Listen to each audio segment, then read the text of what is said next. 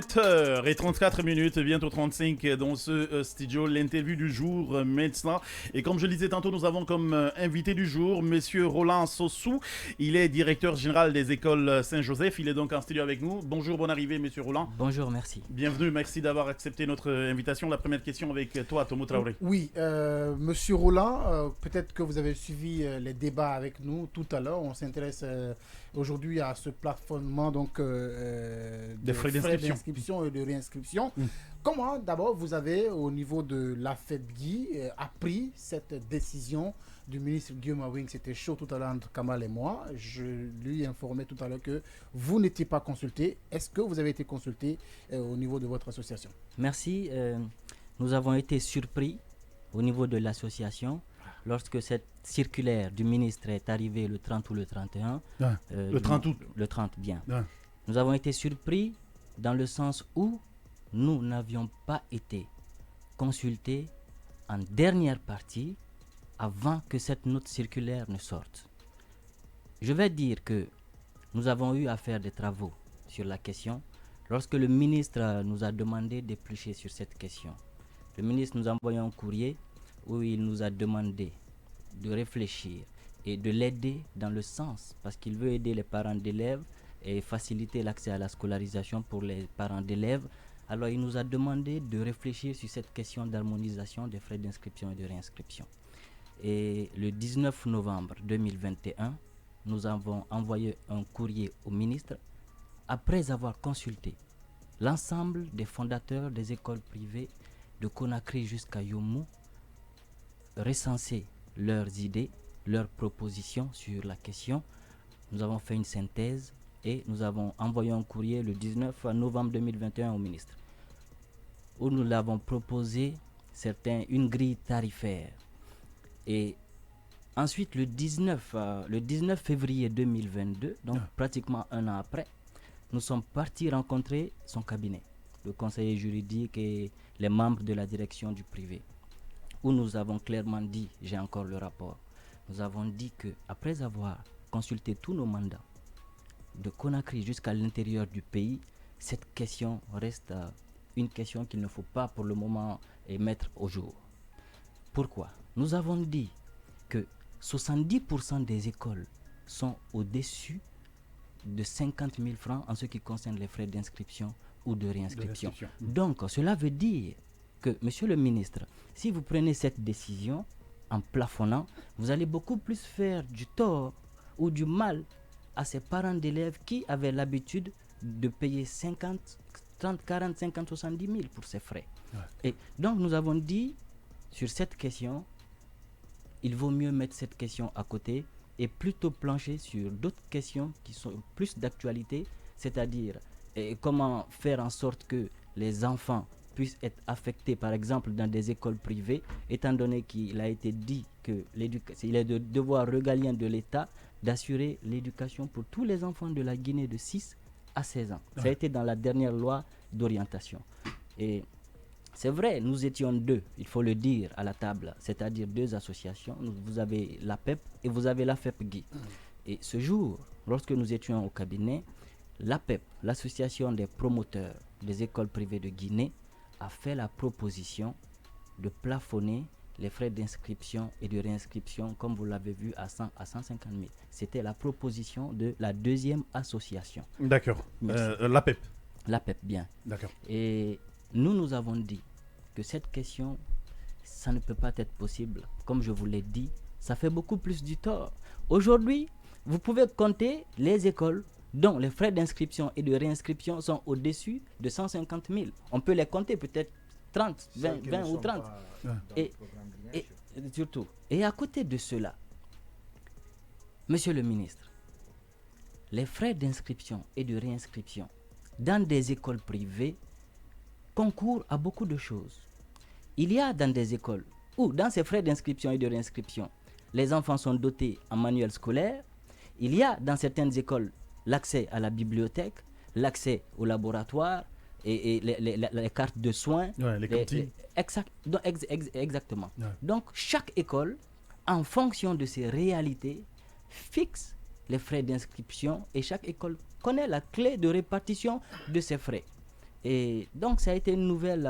Nous avons été surpris de l'entendre. Nous D'accord. continuons de sensibiliser les parents d'élèves sur la question parce que c'est une question qui est très La importante. sensibilisation Roland Soso, directeur général des écoles Saint-Joseph, avec nous ce matin dans BLG. Oui, La sensibilisation est à quel niveau? Nous sommes à quelques jours de la rentrée des classes. Elle est fixée au 4 octobre prochain. Quelles pourraient être les conséquences de cette décision qui, disons, dans l'unanimité, est controversée? Nous, en tant qu'école privée, nous nous sommes toujours inscrits dans une dynamique de paix. Si vous voyez par exemple l'histoire de la Guinée ou l'histoire de l'éducation privée en Guinée, vous n'allez jamais voir un jour où les écoles privées sont sorties en grève. Donc nous avons toujours fait en sorte que quels qu'en soient les problèmes sociaux, politiques, économiques du pays, nous faisons toujours en sorte que les parents aient accès aux écoles privées, que les enfants aient accès à la scolarisation, l'un dans l'autre. Aujourd'hui, nous avons adressé une dernière lettre, un dernier courrier au ministre le 8 août 2022 où nous lui avons signifié que sur cette question, il ne faut pas plancher sur cette question pour le moment. Ouais. Et nous avons été surpris de voir que la lettre est venue comme vous avez vu. Ouais. Les parents d'élèves, Après le 30, la les, note est sortie. les parents d'élèves Ouais. conscients de l'enjeu que l'éducation a pour le pays ou a pour nos enfants, ceux qui sont conscients, ils connaissent à quoi servent ces frais. Ça ne va pas créer assez de problèmes. Là où ça crée assez de problèmes, c'est aujourd'hui ces écoles qui étaient à 30 à 40 000 francs d'inscription, de réinscription, qui ont plafonné à 100 000, à 150 000. Imaginez-vous, dans le dernier, à Yukunkung, vous prenez une petite école de Yukunkung qui plafonne puisque le ministre a dit plafonnement. Ouais. Bon, chacun va comprendre la chose dans son sens. Ouais. Il plafonne. Alors ça Mais crée est-ce que beaucoup ces plus de écoles ne tort. sont pas de mauvaise foi aussi? Parce que ça, plafonnement, ça ne veut pas dire fixation. Exactement, c'est pourquoi. Il peut y avoir de la malhonnêteté là-bas. C'est hein. pourquoi, non, écoutez, c'est pourquoi avant de prendre une décision, il est très important de mûrir les questions, de réfléchir sur la situation. Nous avons alerté le ministre et son cabinet sur cette question, où nous lui avons dit, j'ai les rapports de cette journée, nous avons travaillé ce jour de 11h07 à 13h, nous lui avons clairement dit que 70% des écoles sont en deçà de 50 000. Alors D'accord. prendre cette décision va créer beaucoup plus de problèmes que Ben, d'arrangements. est-ce qu'à ce jour vous vous sentez trahi quand même? Parce que vous êtes allés deux associations. Il y avait la PEP, il y avait vous. Et le ministre a plutôt tranché en faveur de la PEP parce que c'est la PEP qui aurait proposé ce plafonnement.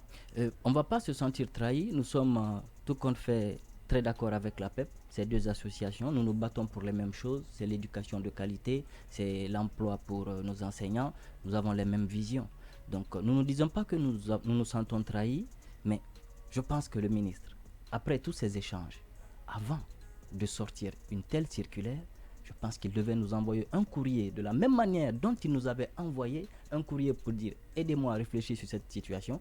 Il allait nous envoyer un courrier pour dire après ceci, cela, cher fondateur, je décide ce qui suit ou nous prenons, nous retenons ce qui suit, etc. Avant qu'on ne retrouve cette circulaire sur la place publique. D'accord, Yacine Panlé pour la Alors, question. deux petites questions. La première, c'est. On va par prolonger rapport- encore cet entretien par, pour par rapport 5 minutes. au plafonnement, on parle aussi d'une possible harmonisation des frais de scolarité. Est-ce que on vous en a parlé et comment ça va se passer vu que la plupart des écoles privées, bien entendu, n'ont pas les mêmes charges vu que les bâtisses ne vous appartiennent dans la grande majorité pas. Ça, c'est la première. La deuxième, comment ça va se passer votre relation? Parce que jusqu'ici, j'ai vu beaucoup d'écoles privées se plaindre de l'oubli du ministère quand il s'agit des séminaires de formation notamment, mais aussi des dotations en livres par exemple. Quelle est votre relation? Est-ce que avec cette idée de plafonnement, on pense aussi à ces charges-là? Il n'est pas du rôle du ministre, ça ne fait pas partie de ses prérogatives de fixer des tarifs dans les écoles privées. On ne l'a jamais entendu, je ne l'ai jamais vu. Nous sommes privés. Depuis la libéralisation du sous-secteur de l'enseignement privé en République de Guinée, les écoles privées se battent, s'acharnent pour que les enfants aient accès à la scolarisation. Aujourd'hui, le ministre dont nous parlons, nous n'avons rien contre sa personne. Nous nous battons toujours avec le ministère. Mais le ministre dont nous parlons aujourd'hui, c'est un fruit du privé. Pensez-vous que si nous n'avons pas formé au minimum des bons cadres, allons-nous avoir aujourd'hui un ministre qui vient du privé? Nous avons beaucoup d'enfants formés qui sont à l'extérieur, qui occupent des grandes responsabilités. Alors, il n'appartient pas au ministre de fixer des tarifs dans des écoles privées. D'accord. Parler aujourd'hui de l'harmonisation de la scolarité, je ne sais pas comment qualifier ce terme. Chaque école a ses réalités. Allez-vous me dire, moi qui investis 7 milliards ou 10 milliards pour une école de qualité, où les enfants doivent être dans des conditions de qualité, dans un environnement de qualité, où les enseignants doivent être très bien traités, allez-vous me dire, cette école, fixez vos tarifs à 1 million ou à 500 000? Je pense que l'école, c'est un choix. Ouais.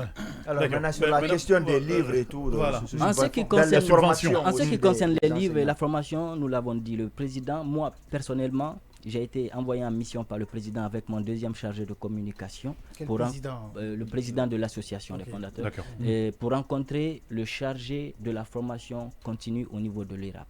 Alors nous avons vu le directeur adjoint, nous l'avons posé le problème de la formation. Lorsque nous avons vu à la télé certains enseignants du public se faire former, et nous avons dit, et en ce qui concerne le privé, il nous a dit clairement, M. Gadiriba, que les écoles privées n'ont pas été programmées dans cette formation. D'accord. Il dit, mais si vous voulez, organisez-vous, envoyez-nous un courrier et nous allons vous mettre sûrement à disposition des formateurs. Et nous avons répondu, le président, après le compte rendu au président, le président a répondu, le président a dit au ministre qu'il veut que tous les enseignants du privé soient formés au même titre et avec les mêmes conditions que ceux du public, parce que c'est ce qu'il avait dit lors de notre rencontre le 22 à l'IRAP. D'accord. Oui. D'accord. Ah, Allez, alors, l'autre question avec moi, ma Massima petite Soga. On est coincé. c'est par rapport à l'APEP. Vous défendez les mêmes causes, comme vous l'avez dit. Sur quelle base l'APEP, si vous le savez, hein, c'est fondé en fait pour fixer ces prix? Parce que j'imagine que vous connaissez, vous avez les mêmes informations, vous savez les mêmes réalités. Quel serait l'objectif derrière cette proposition? Et la manière dont je peux vous donner l'aperçu de cette situation, c'est que l'APEP est beaucoup plus investie en ce qui concerne le technique, le professionnel et le supérieur. Okay. Alors, ça peut être sur cette base qu'ils ont jugé nécessaire de fixer ces taux. Ça, nous ne sommes pas déçus. Donc, en réalité, vous D'accord. n'avez pas joué sur les mêmes terrains. Tout à fait. Nous sommes Malheureusement. beaucoup plus au pré-universitaire. D'accord. Alors, Allez, la dernière question, toute dernière question. merci Kamal. Une question, c'est sur une décision que le ministre avait prise de payer le dernier mois aux enseignants. Le débat est revenu souvent. Comment ça se passe? Est-ce que c'est le nombre de mois enseignés qui est payé ou alors c'est le programme qui est enseigné et qui est payé? Et je vous réponds. La dernière question. Et vous savez, il n'appartient pas au ministre de dire payer tel nombre de mois ou ceci. Ça fait partie des prérogatives de l'inspecteur du travail. En réalité, pour ceux qui connaissent les ressources humaines comme moi. Bien, je vous explique la situation. C'est une note qui a créé encore des problèmes. Parce que tout le monde ne comprend pas. Tout le monde n'est pas gestionnaire des ressources humaines. Et le ministre prend cette décision sans se poser des questions. Vous qui avez signé un contrat avec un enseignant que vous avez engagé pour une tâche, par exemple pour 3 mois, vous savez qu'il y a des contrats à durée déterminée, il y a des contrats à durée indéterminée et il y a des contrats de prestation. Dans nos écoles, nous avons affaire à tous ces 3 types de contrats. Celui avec lequel vous avez contracté pour 3 mois, le ministre va-t-il dire payez-le les 9 mois? C'est absurde. Et ce n'est pas le mois qui est payé, c'est un programme enseigné qui est payé. Lorsque vous achetez un livre où vous avez besoin d'une petite citation d'un livre, vous n'allez pas partir voir le libraire et soutirer la page pour dire je veux juste acheter cette page. Ouais. Vous achetez le livre entier. Donc c'est le programme qui est payé, mais pour faciliter le paiement aux parents d'élèves, nous, écoles privées, qui voulons les accompagner, d'autres ont subdivisé ce montant en mois. Parce que nous savons aujourd'hui, le Guinéen, nous vivons le jour au jour le jour. Ouais. Donc d'autres, pour faciliter, on fait ça par mois. D'autres écoles, on fait par tranche. Donc voici la réalité.